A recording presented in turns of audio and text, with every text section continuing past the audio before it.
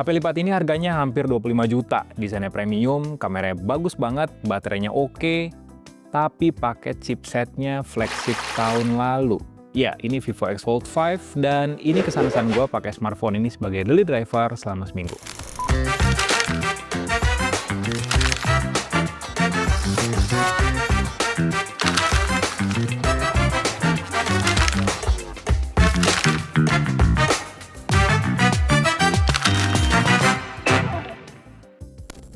Ini tuh salah satu smartphone lipat yang paling nyaman sih buat dipakai. Kenapa? Karena tipis banget. Saking tipisnya, ini tuh mirip kayak smartphone mainstream yang cuma satu layar ketebalannya. Apalagi kalau dibuka, bisa setengahnya kali. Jadi, smartphone ini kalau dibuka, tebalnya cuma 4,3 mili, lebih tipis dari iPhone atau Samsung Galaxy S25 Ultra sekalipun. Setengahnya malah. Kalau lebih tipis, pertanyaan kalian pasti ringkih nggak sih? Sebenarnya agak was-was juga sih ya pakai smartphone yang harganya 2 digit kayak gini, 25 juta loh, seharga motor kali. Tapi ya Vivo ngejawab keraguan itu lewat build quality yang dibikin lebih bagus daripada generasi sebelumnya. Smartphone itu dibikin pakai frame metal dengan engsel yang kuat juga, lebih kuat dari sebelumnya, dan dia udah ngantongin sertifikasi IP58 dan juga IP59. Nggak banyak smartphone lipat yang punya rating kayak gitu. Itu berarti smartphone ini bisa kalian cemplungin sedalam 3 meter selama 30 menit. Bisa diajak ngevlog di kolam renang nih. Kecuali jangan dipakai di air laut. Ingat ya, nggak ada yang tahan dicemplungin di air laut. Smartphone apapun, udah pasti rusak. Salah satu yang bikin gue seneng pakai HP lipat ini adalah engselnya sih yang solid. Dengerin nih. Enak banget. Jadi nggak ada suara mekanisme yang bikin kagok, buka tutupnya tuh mulus banget. Tuh. Kedengeran banget suara HP mahal ya. Ya karena seperti yang gue bilang tadi, mekanisme engselnya benar-benar ditingkatin dari generasi sebelumnya, dan smartphone ini juga bisa dibuka di berbagai sudut pandang, di berbagai angle penggunaan. Bisa kayak laptop, bisa juga 10 mode, ya udah mirip kayak laptop 2-in-1, ya nggak sih? Paling satu-satunya catatan kecil sedikit kekurangan dari Vivo X Fold 5 itu adalah bodinya sih. Bodi belakangnya tuh licin banget. Hati-hati aja lah pakai smartphone ini kalau nggak pakai casing, karena bisa aja rawan jatuh. Apalagi kalau tangan kalian gampang keringetan kayak gua, ini gampang slip sih. Untungnya Vivo tuh ngasih casing. Casing bawaannya punya bagian belakang kayak kulit vegan. Terus kalau dipakai juga nggak bikin smartphone ini kelihatan lebih tebal, tetap enak buat digenggam, dan lebih keset. Sekarang kita bahas soal layarnya. Salah satu concern kalau beli HP lipat itu adalah jejak lipatannya yang biasanya kelihatan jelas. Kayak Vivo X Fold 3 Pro deh, kelihatan banget tuh tengahnya. Atau ya smartphone lipat generasi awal lah, lipatannya tuh bikin kagok ketika kita buka smartphone ini. Tapi Vivo X Fold 5 tuh enggak. Meskipun tetap kelihatan jejak lipatan di bagian tengahnya, tapi lebih landai dibandingin sama seri sebelumnya. Kalau dibandingin sama Oppo Find N5 atau Samsung Galaxy Z Fold 7, emang sih masih agak kalah, tapi seenggaknya Vivo udah kasih upgrade yang signifikan, bikin pengalaman visual kita sebagai usernya jauh lebih maksimal lagi. Nah, ngomongin soal spesifikasinya, jadi kedua panelnya di bagian dalam dan juga bagian luarnya udah LTPO AMOLED, jadi lebih hemat daya dan udah ngedukung refresh rate yang adaptif sampai 120 Hz. Udah pasti super cerah, warnanya juga gonjreng karena resolusinya yang tinggi, baik di depan maupun di bagian dalamnya. Pas kita buka, kepampang langsung layar 8 inch yang persegi kayak ini. Jadi ini lebih enak sih buat multitasking karena kalian bisa buka 2 apps atau lebih dalam satu momen. Kiri kanan atau yang floating windows juga bisa. Terus di bagian depannya juga aspek rasionya mirip kayak smartphone mainstream yang cuma satu layar, 21:9. Jadi tampilan aplikasi yang kalian buka di cover screen ini nggak bakal kelihatan aneh. Kayak di Oppo Find N3 deh. Itu kan lebih pendek, jadi aplikasi tuh kayak kelihatan aneh tampilannya. Atau kayak Samsung Galaxy Z Fold 5 maupun Z Fold 6 yang agak memanjang. Bentuk tampilan aplikasinya jadi agak mengecil dan tinggi, jadi agak kagok buat dilihat. Untungnya sekarang beberapa smartphone lipat udah lebih enak dipandang lah, baik di luar maupun di bagian dalamnya. Nah ini nih yang agak ganjel ya. Vivo X Fold 5 pakai Snapdragon 8 Gen 3 yang rilisnya akhir tahun 2023. Kebetulan ya Yuzon juga datang ke Snapdragon Summit waktu itu. Emang sih secara performance nggak kalah ya dibandingin sama chipset-chipset mid to high di tahun ini. Ini masih dibilang kenceng banget untuk tahun ini, tapi ya agak ganjel aja nggak sih? HP mahal, HP mewah, tapi pakai chipset yang ketinggalan dibandingin sama kompetitornya. Oppo Find N5 udah at Elite, meskipun 7 core. Atau kayak Galaxy Z Fold 7 yang udah pakai at Elite for Galaxy pula, yang CPU-nya udah di overclock. Nah, pertanyaannya sekarang, Snapdragon 8 Gen 3 masih bisa compete nggak sih dibandingin sama smartphone flagship lain? Jawabannya sebenarnya bisa, kalau berdasarkan benchmark mentah yang gue lakuin. Jadi ada beberapa benchmark sintetis yang udah gue lakuin, salah satunya Antutu Benchmark. Skornya ini tembus 2,2 juta poin.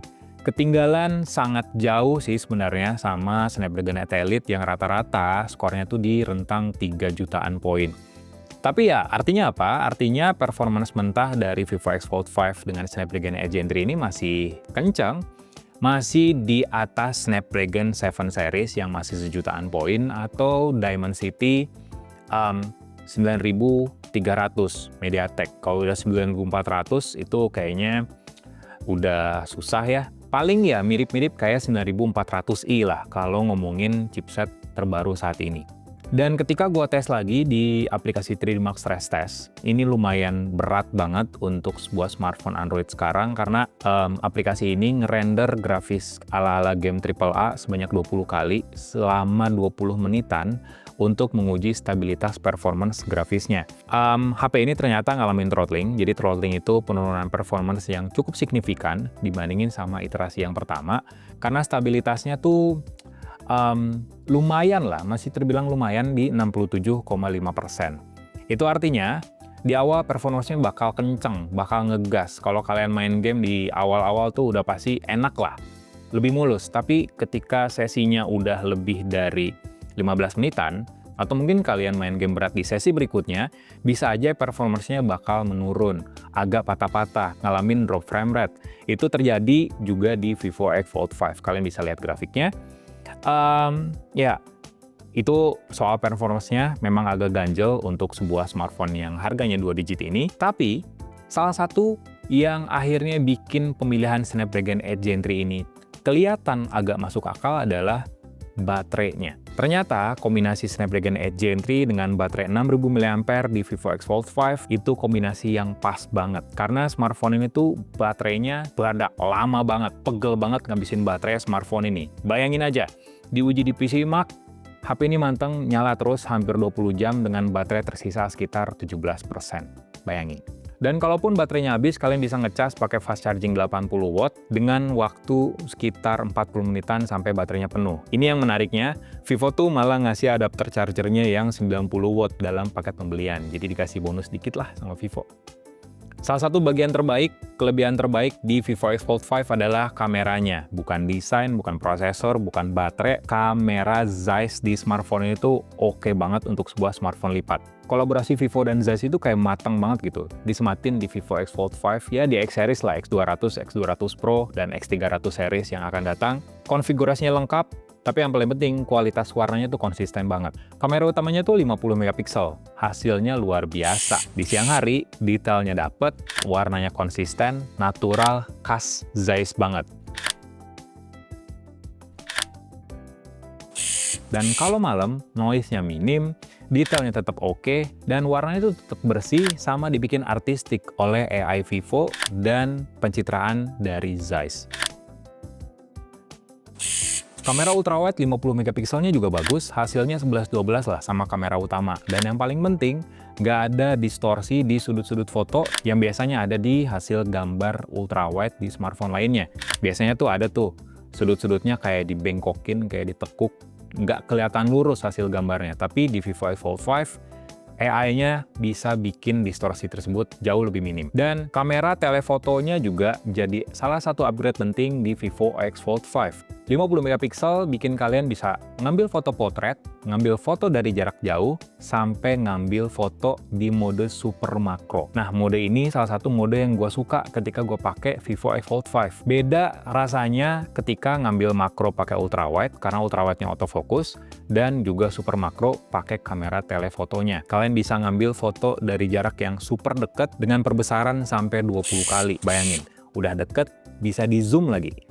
Inilah enaknya pakai kamera tele dari Vivo X Fold 5. Kalian bisa motret mata, ngelihat detailnya kayak gimana, motret objek apapun dari jarak yang sangat dekat juga bisa, dan warnanya tetap dibikin natural, tetap dibikin oke sama Zeiss. Bonus kalau kalian pakai HP lipat, kalian bisa selfie pakai kamera belakang dan ngeliat langsung hasilnya di viewfinder cover screen-nya. Jadi tinggal dibuka, terus ada menu buat ngeliat viewfinder dari kamera belakang secara real time di cover screen. Jadi kalian bisa selfie pakai palm gesture misalnya, dia langsung timer 3 detik, atau cuman tekan tombol volume bawah aja. Nah, balik lagi ke pertanyaan awal, worth it nggak sih beli HP ini dengan harga hampir 25 juta? Setelah seminggu gue pakai, sebenarnya Vivo X Fold 5 ini HP lipat yang enak banget buat dipakai produktivitas, buat dipakai buat multimedia, buat hunting foto. Ya intinya ini all-rounder lah untuk sebuah smartphone lipat, ya flagship juga lagian. Desainnya tipis, build quality-nya juga oke. IP58, IP59 nggak banyak smartphone lipat kayak gini. Kameranya juga jadi salah satu yang paling oke sih selama gua review smartphone lipat sampai sekarang. Cuman satu-satunya kompromi dari Vivo X Fold 5 adalah ya prosesornya. Kalian harus mau kompromi pakai prosesor yang udah ketinggalan 2 generasi, Snapdragon 8 Gen 3. Padahal eranya sekarang Snapdragon 8 Elite, bahkan nanti juga ada 8 Elite Gen 5 yang masuk ke Indonesia. Jadi kalian harus kompromi tuh atas ketertinggalan tadi. Terlalu peduli sama jenis chipset, tapi lebih peduli sama kinerja, performance yang maksimal, baterai yang awet, kamera yang bagus, desain yang nggak urakan, classy banget. Ya, Vivo X Fold 5 bisa jadi salah satu opsi pembelian kalian kalau lagi nyari smartphone lipat terbaru di tahun ini. Cuman beda hal ya, beda cerita kalau kalian memang nyari HP lipat atau HP flagship yang spek banget, benchmarknya harus top 10 di Antutu benchmark tiap bulannya, ya ini nggak bisa kalian jadi pilihan sih.